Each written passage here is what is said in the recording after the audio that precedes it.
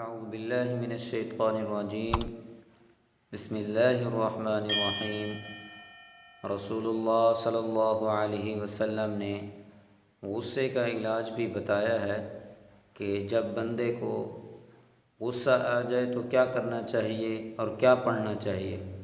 رسول اللہ صلی اللہ علیہ وسلم نے فرمایا جب انسان کو غصہ آئے تو وہ اعوذ باللہ من الشیطان الرجیم یہ پڑھا کرے تو انشاءاللہ غصہ ختم ہو جائے گا۔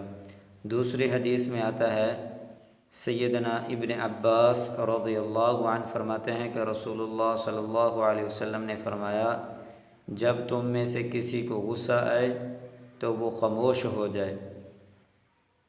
سیدنا ابو ذر غفاری رضی اللہ عنہ بیان کرتے ہیں کہ رسول اللہ صلی اللہ علیہ وسلم نے فرمایا جب تم میں سے کسی کو غصہ آئے وہ کھڑا ہے تو بیٹھ جائے، اگر غصہ ختم پھر بھی نہ ہو تو بیٹھا ہے تو بہتر یہ ہے کہ وہ لیٹ جائے۔ تو بھائیوں، جب بھی کسی کو غصہ آئے اگر کھڑا ہے تو بیٹھ جائے، بیٹھا ہے تو لیٹ جائے، یا غصہ بہت زیادہ آتا ہے تو یہ دعا پڑھے اعوذ باللہ من الشیطان الرجیم اور خاموشی اختیار کرے۔